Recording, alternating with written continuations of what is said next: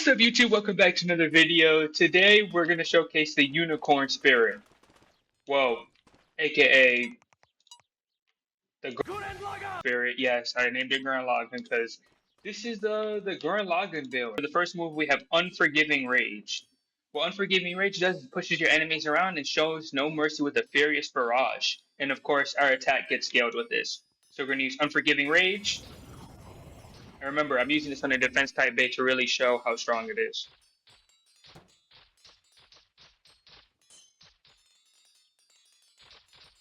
Okay, for my next move, I'm going to use Shining Spiral Driver. Basically, you go into a spiral, forcing your way into the middle with an explosion. There's an explosion at the end. I'm going to use it now.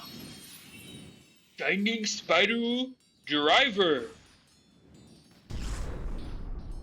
Super cool, a lot of damage. Honestly, I think it's my second favorite move. Okay, next move we have is Blinding Grace. We bathe our Beyblade in a shining bright light, and basically it's just a barrage that gives immunity. And do a bad spin. Okay, that was not a bad spin. Sorry, force of habit. And I can't properly showcase it. Hold on. Okay, I'm gonna go ahead and do it now. Blinding Grace. And as you can see, barrage, shining light, and damage immunity. Oh, I oh my god, I'm so sorry. Okay, well, the build's gonna be at the end, guys. To show off Ethereal Buster, we have to be in the outside area. Ethereal Buster, shoot for the stars, reaching ethereal power, crashing into the nearest enemy, causing an explosion. And there's two different variants, and this is the first variant, the regular variant. Boom. That's why I call this the Gurren Lagann. I'm creating the heavens, baby.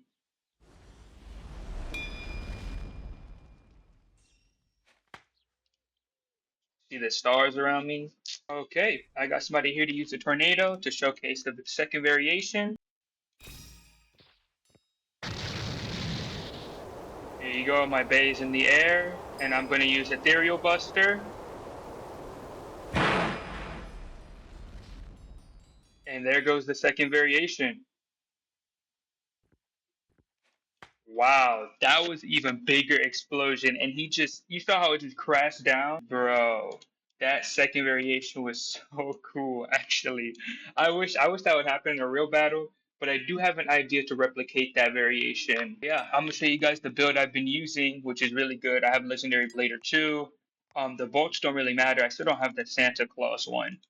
But the build I'm using Shock. And the reason I'm using Shock is because with the driver, I'm using shock, and for the belt, honestly, you can flip between upper and turbo. If you're gonna use upper, you might as well take the blades off because you're already gonna do crazy damage with shock.